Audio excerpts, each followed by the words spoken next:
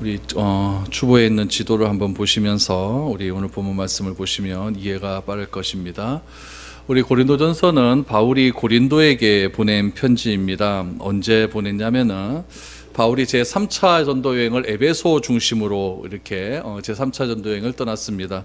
우리 지도에 보시면 제일 오른쪽 편에 보면은 고전 기록이라고 하는 거기에 표시가 되어 있는데 그 에베소에서 편지를 보내게 되었죠.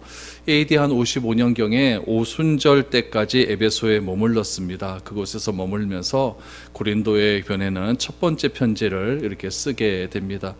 그 첫 번째 편지를 쓰고 난 다음에 에베소에서 바울이 어디로 이동하냐면 드로아라는 곳으로 이동을 하게 되죠. 드로아라고 하는 곳이 여러분 여기서는 안 나와, 저 위에 보면 나와 있네요. 에베소에서 조금 위로 보면 드로아라고 하는 곳이 보이죠. 그 드로아에서 드로아를 거쳐서 마게도니아 지방으로 건너가게 됩니다. 그래서 바울이 마게도니아에서 이제 고린도 후서를 쓰게 되죠. 그래서 고린도전서를 쓸 때가 AD 한 55년경으로 이렇게 보고 있는데 고린도전서를 쓰고 한 1년 뒤에 고린도 후서를 그렇게 썼다라고 우리에게 전해지고 보시면 됩니다. 실제로 바울이 고린도 교회에 보낸 편지는 4통으로 알려져 있습니다. 성경에도 보면은 4번 너희에게 보내었으나 라고 하는 말이 나오는데 우리에게 전해진 것은 2통밖에 없습니다. 그래서 고린도전서, 고린도후서 이렇게 2통만 보여주고 있죠. 그래서 오늘 우리 고린도전서를 통해서 하나님께서 우리에게 이 2통의 편지를 우리에게 남겨주신 그 이유가 무엇인지를 한번 살펴보았으면 좋겠습니다. 우리 고린도라고 하는 도시는 굉장히 독특한 도시입니다. 여러분, 도시가 독특하다, 도시의 환경이 다르다라고 하는 것은 교회, 그 지역 교회도 그 도시와 밀접한 연관성이 있다라고 하는 뜻으로 여러분들 이해를 하시면 됩니다. 그래서 어느 지역에 교회가 세워지냐에 따라서 다양한 교회의 모습을 발견하게 됩니다. 굉장히 도시화가 잘 되어 있는 지역에 교회가 세워진다면은 그 교회도 굉장히 좀 도시화가 잘 된 지역으로 그렇게 교회가 세워지게 되고, 교회가 굉장히 농촌 지역에 세워진다고 한다면 교회도 굉장히 그 지역의 농촌과 굉장히 밀접한 연관성 속에서 교회가 이렇게 세워지게 됩니다. 그래서 교회라고 하는 것은 그 도시, 그 지역의 그 영향을 절대 무시할 수 없는 그런 특징을 가지고 있게 되는 것이죠. 그렇다면 고린도 지역은 어떠냐? 고린도 지역은 굉장히 부자 도시입니다. 그렇기 때문에 이 부자 도시라고 한다는 것은 지역의 세수가 많다는 것이고, 요즘 말로 하면 지역 자립도가, 재정 자립도가 굉장히 높은 지역이다라고 이렇게 생각을 하시면 됩니다.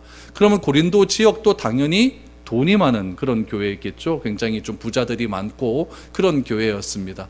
그런 교회가 기원전 144년에 로마에 의해서 멸망을 당합니다. 고린도가 완전히 파괴되고 그 이후에 100년이 지난 다음에 기원전 44년에 로마의 율리시스에 의해서 다시 교회가 지역이 새롭게 재건이 된 그런 교회라고 여러분들이 생각하면 됩니다. 그래서 바울이 AD 55년경에 이게 에베소에서 고린도를 향하여 편지를 썼다라고 하는 것은 한번 멸망당했다가 새롭게 재건된 도시다 라고 여러분들이 기억을 하면 좋습니다. 여러분, 지도를 다시 한번 보시면요, 마게도니아라고 하는 큰 거 왼쪽 상단에 나와 있죠. 그 마게도니아라고 쓰여진 곳이 요즘으로 하면 어디냐면 아테네입니다. 그러니까 그리스죠. 그래서 그 지역을 그리스 반도라고 이야기를 하거든요. 그 그리스 반도에서 왼쪽으로 조금 보면 아가야라고 보이시죠? 그 아가야라고 하는 곳이 펠로폰네소스 반도라고 해요. 요즘 지역으로 말하면 펠로폰네소스라고 하는데, 이 펠로폰네소스 반도에 있는 고린도 지역이에요. 그러니까 이 고린도라고 하는 도시는 아가야 지역에 있고, 아가야 지역 안에 고린도 교회, 고린도라고 하는 시가 있다라고 생각을 하면 좋습니다.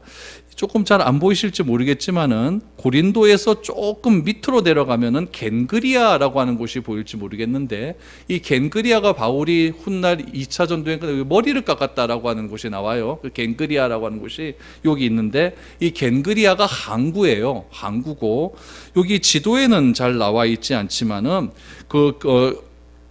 고린도에서 위에 조금 올라가면 아덴이라는 곳이 보이죠. 그 고린도와 아덴 사이에도 항구가 하나 있는데 그 항구 이름이 레기움이라고 하는 항구가 있습니다.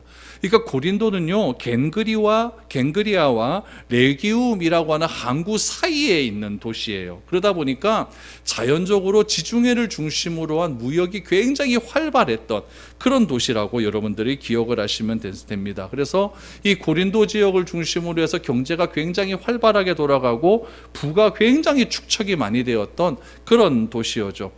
돈이 많아지다 보니까 타락함이 많아지게 되고, 돈이 많다 보니까 음란함도 굉장히 많아지게 되죠. 그래서 고린도 지역에 있는 신전 같은 걸 보면 굉장히 음란한 그런 성적인 타락함들이 굉장히 많이 있는 그런 지역이 바로 고린도다라고 생각을 하면 됩니다.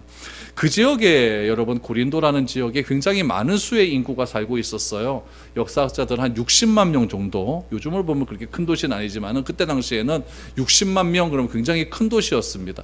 당시에 제일 큰 도시가 로마였죠. 로마가 제일 큰 도시였고, 그 다음이 북아프리카에 있는 알렉산드리아라고 하는 도시였어요. 알렉산드리아라는 도시가 있었고, 세 번째로 큰 도시가 어디였냐면은 안디옥입니다. 우리 바울과 신라를 제일 먼저 파송했던 곳, 바나바를 제일 먼저 파송했던 곳, 이 안디옥, 수리아 안디옥이 세 번째로 큰 도시였고, 네 번째로 큰 도시가 고린도였습니다. 그러다 보니까 고린도에는 사람들이 많이 모일렸었고, 많은 사람들이 고린도에서 사는 것을 희망한 그런 도시였습니다. 이 고린도에 한 60만 명 정도가 몰려 살았는데, 그 중에 유대인들의 숫자가 한 2만 5천 명 정도 유대인의 숫자가 살고 있었습니다. 왜 그렇다면 고린도 지역에 유대인이 많이 살고 있었냐면은, 우리 사도행전 18장 1절 2절에 보면 그 이유가 소개되고 있습니다. 사도행전 18장 1절 2절에 보니까, 그 후에 바울이 아덴을 떠나 고린도에 이르러 아골라라 하는 본도에서 난 유대인 한 사람을 만나니, 글라우디오가 모든 유대인을 명하여 로마에서 떠나라 한 고로 그가 그 안에 브리스길라와 함께 이달리아로부터 새로 온지라 바울이 그들에게로 가매라고 말하지 않습니까? 그러니까 이탈리아 반도에 로마라고 하는 도시가 있죠. 그 로마에 글라우디오 황제가 있었을 때에 어떤 일이 있었냐면은 유대인 추방령이 일어났어요. 유대인을 차별하기 시작을 한 거죠. 유대인 추방령이 일어나니까 그 로마라고 하는 도시에 살았던 많은 유대인들이 어디로 이주를 해오냐면은 이 고린도로 이주를 해오는 거예요. 왜냐하면은 그 당시에 로마는 제일 큰 도시였고, 수리아 안디옥으로 가려고 하면 너무 멉니다. 너무 멀고, 알렉산드리아로 가려고 하니까 또 배를 타고 넘어와야 돼요. 그러다 보니까 걸어서 올 수 있는 곳이 어디였냐면 이 고린도라고 하는 그런 지방이었죠. 그래서 유대인 추방령으로 인해서 고린도에 굉장히 많은 유대인들이 몰렸는데, 그때 모여진 유대인들이 약 2만 5천 명 정도 그렇게 몰려오게 되었습니다. 여러분, 유대인들이 많아지게 되면 유대인들이 모인 공동체 속에 무엇이 세워지냐면은 회당이 세워집니다. 그 회당을 중심으로 유대인들이 자기들만의 독특한 유대인의 정체성을 가지고 유대인의 그런 여러 가지 일들을 이어가게 됐다라고 보여지게 되는 것이죠. 문제는 무엇이냐면은, 유대인들이 아무리 그곳에 많이 있다 할지라도 도시가 굉장히 상업적이고 음란했기 때문에 교회 안에서도 당연히 그 도시의 영향을 받아서 교회 안에도 문제가 발생하기 시작을 합니다. 우리가 고린도전서를 보다 보면 알겠지만은, 고린도전서에도 나오는 이야기가 뭐냐면 교회 안에 성폭행에 대한 문제가 나옵니다. 아들이 엄마와 관계를 맺는 문제가 나와요. 그러니까 요즘도 그런 일들이 있지 않습니까? 그러니까 그때나 지금이나 이 성적인 타락이 굉장히 심하게 되는 그런 일들이 일어나서, 이런 문제를 교회에서 어떻게 처리해야 되는가에 대한 그런 문제들도 나오게 되는 것이고, 자연적으로 또 돈이 많다 보니까 돈 많은 사람으로 막 이렇게 패가 갈라질 것 아니겠습니까? 교회 안에서도 그런 패갈림의 문제들이 나오게 되었고, 돈이 많은 사람들이 많아지다 보니까 이 사도권에 대한 문제, 바울에 대한 사도권에 대한 문제를 막 바울의 권위를 무시하는 그런 일들도 일어나게 됩니다. 그래서 그런 일들을 우리가 어떻게 해결해야 되겠는가, 교회의 여러 가지 문제들을 어떻게 해결하면 좋겠는가라고 하는 것을 바울이 에베소에서 듣고 고린도 교회에 편지를 보내는 것입니다. 그래서 세상의 유혹과 시험이 덜 받는 곳에 교회를 세워서 그곳에서 거룩하게 예수 믿는 사람들끼리 하나님을 믿으며 하나님과 함께 동행하는 삶을 참 살면 좋겠는데, 교회는 항상 어디에 세워지냐면 산 위에 세워지는 것이 아니라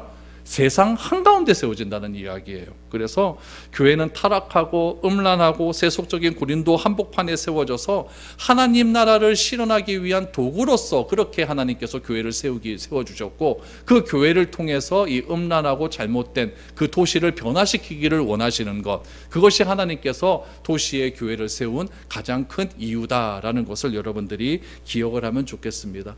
그럼 바울이 고린도 교회를 개척했는데, 바울이 고린도 교회를 개척한 것은 제2차 전도 여행 때 개척을 합니다. 제2차 전도 여행 때 개척을 하고, 고린도 교회에 편지를 보내는 것은 제3차 전도 여행 때 에베소에 있을 때 편지를 보내는 것이죠. 근데 바울이 좀 특이한 상황은 무엇이냐면은, 다른 지역들을 보면은 교회 그 지역에 있다가 한 2, 3개월 있다 떠나고 이런 경우가 많았는데, 바울은 고린도 교회, 고린도 지역에 얼마나 머물렀냐면은 1년 6개월을 머물게 됩니다. 우리 사도행전 18장 11절 말씀을 보시면 1년 6개월을 머물며 그들 가운데서 하나님의 말씀을 가르치니라 라고 말을 했습니다. 그러니까 바울이 이 고린도 교회는 꽤 신경을 썼던 모양입니다. 꽤 신경을 썼었고, 그만큼 도시가 힘들고 어려운 그런 도시라다 보니까 이 교회도 바울이 굉장히 좀 든든하게 세우기 위하여서 18개월을 머물면서 그곳 사람들에게 하나님 나라의 말씀을 가르친 후에 떠났다라는 것을 알 수 있게 되는 것이죠. 이 고린도 교회에, 바울이 18개월 동안 머물렀던 고린도 교회에 어떤 마음을 가지고 어떻게 편지를 쓰는지, 고린도 교회에 당면한 문제를 어떻게 해결하기를 원하는지를 우리가 한번 살펴보았으면 좋겠습니다. 우리가 오늘 1절부터 9절까지 봤는데, 오늘은 3절까지 보고 다음 주에 4절부터 9절까지 보도록 하겠습니다. 1절 말씀만 보시죠. 1절에 하나님의 뜻을 따라 그리스도 예수의 사도로 부르심을 받은 바울과 형제 소스데네는 라고 말합니다. 바울이 제2차 전도 여행 때 세운 고린도 교회, 그 고린도 교회에 편지를 썼습니다. 그렇다면 바울이 2차 전도 여행 때 아덴을 떠나서 고린도 지역으로 오게 된 이유는 무엇일까? 바울은 1절 말씀에 보니까 하나님의 뜻을 따랐다라고 말을 하고 있는 것이죠. 그러니까 우리가 가는 모든 발걸음은 여러분 하나님의 뜻에 따라 움직이는 발걸음이 되어야 한다는 것을 알게 됩니다.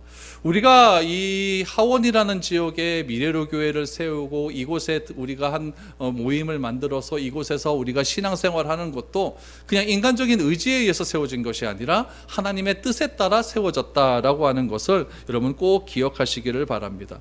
우리 평상시에 우리 세상에서 우리 보는 모든 삶들은 하나님의 뜻에 따라 잘 움직이지 않습니다. 다 내 뜻이 중요하고 내 지혜가 중요하고 내 결단이 중요한 것이죠. 그런데 우리가 세월을 조금 지나가다 보면 이런 생각이 많이 들어요. 내 뜻대로, 내 의지대로, 내 계획대로 탁 했으면은 그것대로 딱딱딱딱 맞춰서 되면 좋을 것 같은데, 좀 지나가다 보면 진짜 내 의지대로 되는 것은 하나도 없구나, 이런 생각 여러분들 한 번씩 말을 하지 않습니까? 여러분, 내 의지대로 되는 것이 없고 내 생각대로 되는 것이 없고 내 계획대로 되는 것이 없고, 어쩌면 자기 뜻을 고집하고 내 생각만을 주장하는 것이 무엇이냐면 그만큼 내가 성숙하지 못했다고 하는 증거입니다. 그래서 성경에서 말하는 성숙이라고 하는 것은 무엇이냐면 내 뜻이 중요한 것이 아니라 내 뜻보다 하나님의 뜻이 더 중요하고, 하나님의 뜻이 내 뜻보다 높고 넓다는 것을 인정하는 것이 믿음이고 성숙이라고 이야기를 합니다. 그래서 내 뜻을 하나님의 뜻 아래에 굴복하는 것이, 그것이야말로 성숙한 삶이라는 것이죠. 바울이 얼마나 그 결단력이 많은 사람이었습니까? 바울이 얼마나 신념이 강한 사람이었습니까? 바울이 얼마나 주도적인 사람이었습니까? 바울은 자기의 신념과 자기의 의지와 결단을 굉장히 주도적이고 또 자기 주도적인 그런 마음이 굉장히 강한 사람이었지만, 다메섹으로 가는 도중에 부활하신 예수님의 음성을 듣고 예수 그리스도를 경험한 후에 자신의 신념과 결단을 다 내려놓습니다. 다 내려놓고 하나님의 뜻에 따라 움직이기로 결심을 하게 되는 것이죠. 그래서 오늘 본문 1절에서도 바울은 하나님의 뜻에 따라서 내가 고린도 교회에 왔고, 하나님의 뜻에 따라서 내가 사도가 되었고, 하나님의 뜻에 따라서 내가 지금 고린도 교회에 편지를 쓴다는 것을 분명하게 강조를 하고 있는 것이죠. 그래서 바울은 하나님의 뜻에 따라서 무엇으로 부름을 받았다? 사도로 부름을 받았다라고 하는 것이죠. 바울은 부름받은 존재가 되었다라는 이야기죠. 예전에는 어떤 존재였습니까? 내 의지대로 사는 사람이었죠. 그러나 예수님을 경험하고 난 뒤에 바울은 부름받은 존재가 되었다. 그러므로 그리스도인이라고 하는 것은 절대로 혼자 있을 수 없는 존재라는 것을 알게 되는 것이죠. 내가 그리스도의 부름을 받아야 그리스도인이 되는 것입니다. 그냥 내가 예수를 믿겠다고 예수 믿는 사람이 되는 것이 아니라 하나님께서 나를 불러주셔야 내가 그리스도인이 된다는 이야기. 세상의 종교는 어떻습니까? 내가 신을 찾지 않습니까? 내가 찾는 신이 없으면 내가 신을 만들어버립니다. 그것을 우상이라고 하잖아요. 그러나 하나님은 어떻게 하느냐? 하나님은 스스로 계신 분이시기 때문에 하나님께서 우리를 찾아오셔서 나를 그리스도인으로 만들어 주셔야 내가 성도가 될 수 있다는 이야기죠. 그래서 바울은 분명히 말을 하는 거예요. 나는 하나님의 뜻에 따라서 사도가 되었다라는 것을 분명하게 강조를 하고 있는 것이죠. 내가 교회 한번 나가보겠다고 결단해서 복음이 나에게 들어오는 건 절대 아닙니다. 우리가 오해하고 있는 것은 무엇이냐면 내가 결정하고 내가 판단하고 내가 선택해서 교회에서 신앙생활을 하고 있는 줄 알지만 절대 그렇지 않습니다. 하나님의 부르심이 없다면 결단코 우리는 교회에 올 수도 없고 그리스도인이 될 수도 없다는 사실이죠.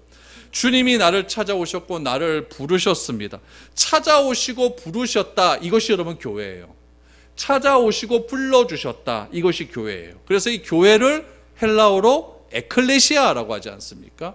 나를 불러주셨다, 죄에서 건져주셨다, 이런 의미가 에클레시아라고 말을 합니다. 그래서 교회라고 하는 것은 무엇이냐면은 부름을 받은 사람들의 모임이라고 말을 할 수가 있는 것이죠. 그렇다면 여러분, 하나님께서 단순히 부르시기 위해서 교회를 세우셨을까요? 절대 그렇지 않습니다. 하나님께서 교회를 세우신 이유는 무엇이냐면은 불러주셔서 그 사람들을 모이게 만드시고 그 모인 사람들을 파송하기 위해서 교회를 세우십니다. 여러분, 보내심을 받은 자라고 하는 단어가 헬라어로 아포스톨로스라고 해요. 이 아포스톨로스를 국어로 어떻게 번역을 하냐면은 사도로 번역을 합니다. 그러니까 교회라고 하는 것은 부름을 받은 자들의 모임입니다. 하나님이 불러주셔서 모였어요. 이 모인 자들이 모여서만 가만히 있는 것이 아니라 보내심을 받는 거예요. 그 보내심을 받았다라고 하는 아포스톨로스가 무엇이라고요? 사도라는 뜻이에요. 그래서 교회는 무엇이 존재해야 되냐면은 불러주셔서 모였고 하나님께서 불러주신 그들을 다시 보내신다라고 하는 사도적인 의미가 존재해야 되는 거예요. 그래서 교회는 불러주셔서 모였다가 다시 흩어져야 되는 것이 교회의 참된 의미라는 것이죠. 왜 교회가 흩어져야 될까요? 교회는 어디에 있기 때문에? 지역에 있기 때문에 그렇습니다. 아주 막 엉망진창인 문제가 많은 지역에 있기 때문에 그 지역에서 건져주셔서 교회를 만드시고 그 모여서 하나님의 은혜를 받은 사람들이 다시 보냄을 받아서 그 지역을 변화시키는 것이 바로 교회의 진정한 의미다라는 이야기죠. 그래서 바울이 자신이 사도라고 직접적으로 언급한 이유는 무엇이냐면은 자신이 사도가 된 것은 내가 된 것이 아니라 하나님이 불러주셔서 내가 사도가 되었다. 불러주셔서 사도가 되고 나는 하나님으로부터 보내심을 받은 자다라고 하는 사도의 권위를 강조하기 위해서 그렇게 바울은 자신이 하나님으로부터 부르심을 받은 사도가 되었다. 하나님의 뜻대로 사도가 되었다라는 것을 강조하죠. 그럼 왜 바울이 이 점을 강조할까요? 고린도 교회 안에 바울을 무시하는 세력이 있기 때문에 그렇습니다. 후에 보겠지만 한번 우리 간단하게 한번 찾아보죠. 고린도전서 4장 3절, 너희에게나 다른 사람에게 판단받는 것이 내게는 매우 작은 일이라 나도 나를 판단하지 아니하노니 라고 말하죠.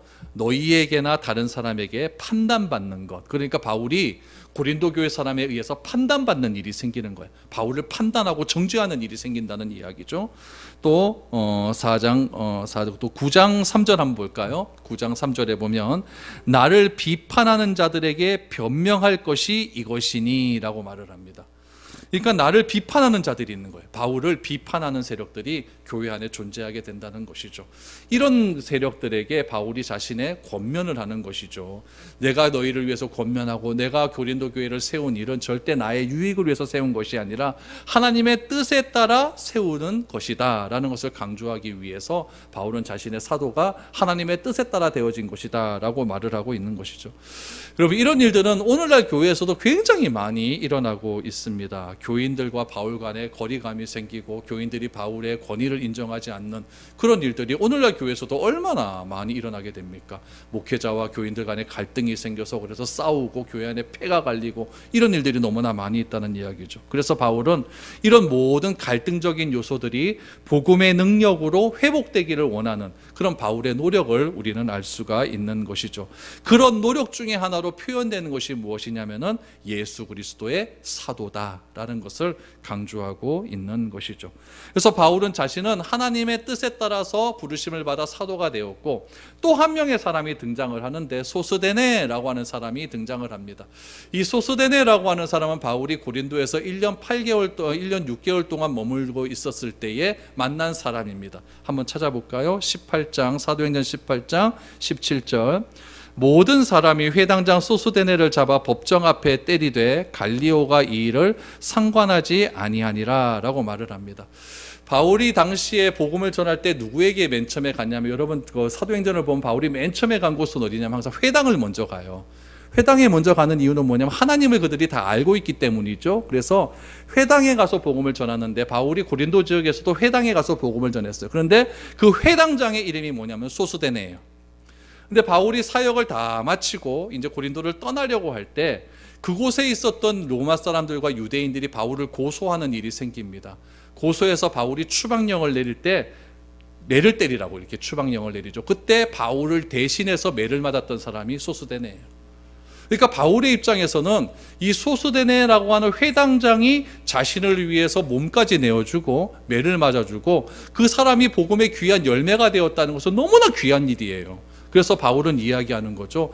내가 너희들에게 문안을 하고 또 유대인들의 최고의 권위자에 있었던 회당장 소스데네가 너희에게 문안한다라고 하는 것으로 이렇게 고린도 교회에게 편지를 보여주고 있는 것이죠. 그래서 바울은 이 고린도 지역의 회당장 이 소스데네의 회심은 바울이 복음의 능력을 가장 잘 드러내는 어떤 하나의 귀한 열매가 되었다라는 것을 우리는 알 수 있게 됩니다.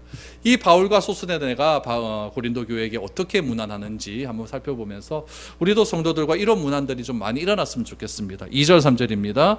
고린도에 있는 하나님의 교회 곧 그리스도 예수 안에서 거룩하여지고 성도라 부르심을 받은 자들과 또 각처에서 우리의 주 곧 그들과 우리 주 대신 예수 그리스도의 이름을 부르는 모든 자들에게 하나님 우리 아버지와 주 예수 그리스도로부터 은혜와 평강이 있기를 원하노라 라고 말합니다. 고린도에 있는 하나님의 교회, 여러분 이것이 교회의 이름이에요. 고린도에 있는 하나님의 교회. 요즘은 하나님의 교회 그러면 이단이지만은 이단들이 좋은 이름 다 가져갔어요. 원래 성경적인 것은 무엇이냐면 지역의 이름을 따서 교회 이름을 붙이는 거예요. 우리 미래로 교회로 하자면 우리를 미래로 교회도 성경적인 이름으로 하자면 하원에 있는 하나님의 교회 이렇게 돼야 돼요. 그러니까 그 지역 그때 당시에는 지역의 교회가 하나밖에 없으니까 그럴 수밖에 없는 것이죠. 근데 요즘에는 막 지역마다 교회가 많아 보니까 중앙교회, 제1교회, 제2교회 막 이런 것들이 막 생길지 모르지만은 진짜 본인적인 것은 고린도에 있는 하나님의 교회라고 하는 것이죠. 그러므로 하나님이 세우신 교회에 우리가 부름을 받은 것입니다. 교회의 주인은 하나님이시고 교회의 머리는 예수님이시고 교회의 운영은 성령님이 하시는 거예요. 그래서 교회는 삼위일체 하나님의 총집합소입니다. 교회에서 여러분 사람이 드러나면 그건 잘못되는 거예요. 교회는 하나님의 교회이기 때문에 누가 드러나야 됩니까? 하나님이 드러나야 된다라는 이야기죠.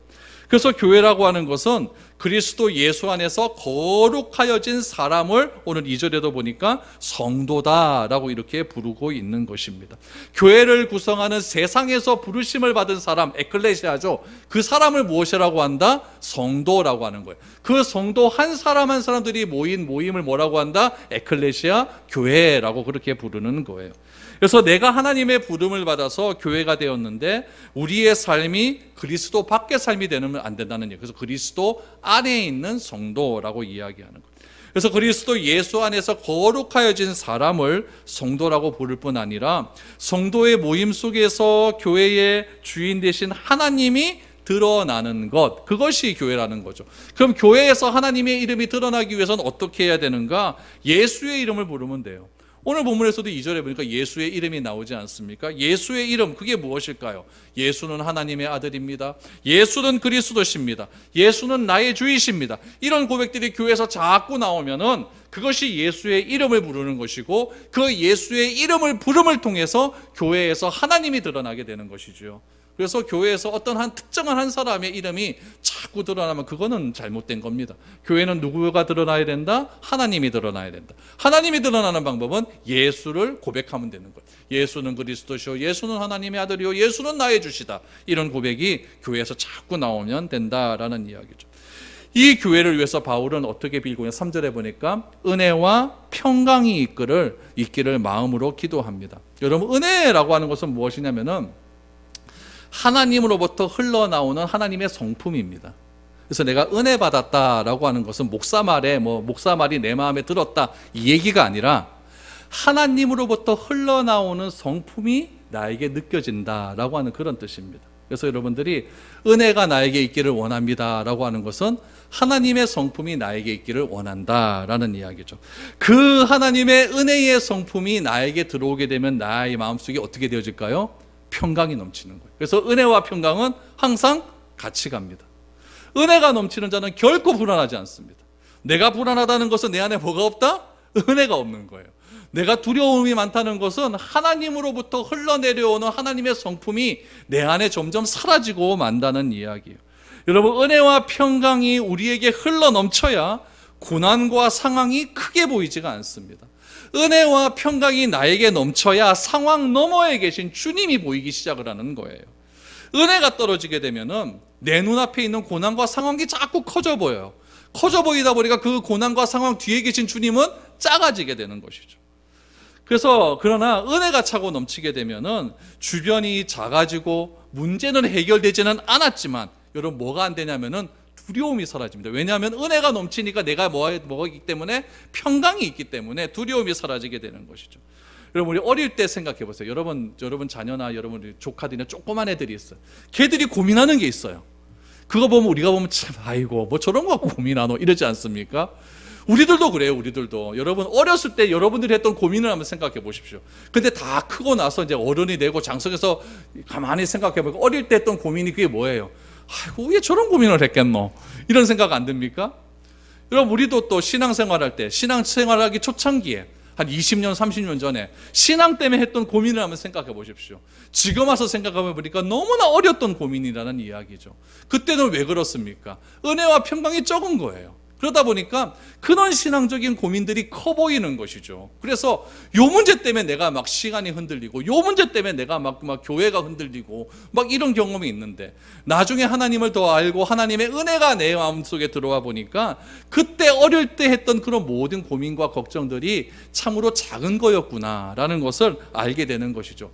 그렇다면 만약에 그 어릴 때 했던 그 고민과 그 어려운 걱정들이 오늘날에 와서도 해결이 안 됐어요. 그렇지만 그 어릴 때 그 문제는 내가 지금 보기에는 너무 작은 문제가 되어버리는 것이죠. 어릴 때는 여러분 돈 10,000원 없으니까 얼마나 힘듭니까? 10,000원 때문에 내가 힘들지만 지금은 10,000원 때문에 별로 안 힘들어요. 그러니까 어릴 때의 문제는 무슨 문제냐면은 그만큼 내가 성숙하지 못한 것이고, 하나님의 은혜가 없는 것이고, 하나님의 은혜가 없으니까 내 마음속에 평강이 없으니까 두려움이 많아가지고 그 환경이 너무너무 커 보이는 거예요. 그러나 하나님의 은혜의 성품이 내 안에 들어오다 보니까 그런 것들은 환경이 비록 변한 것 없다 할지라도 그 환경을 뛰어넘는 하나님이 내 눈에 보이기 시작하는 것이죠. 그렇게 해서 우리가 그 어려움들을 이겨낼 수 있는, 이뤄낼 수 있는 그런 극복함들을 우리는 가질 수 있게 된다라는 이야기입니다. 바울은 오늘 고린도 교회 성도들에게 이런 얘기하는 이유가 무엇이냐면은 교회는 다 문제가 있다는 거예요. 다 문제가 있을 수가 있습니다.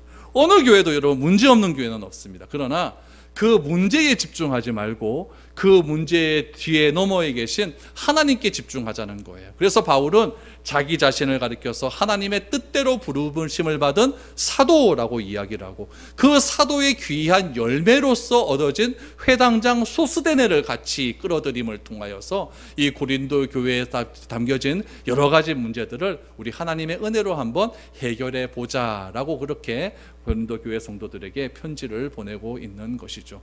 오늘 이 상황에 비추어 보면 우리 교회도 얼마나 문제가 많습니까? 여러분 자신들에도 얼마나 문제가 많을까요?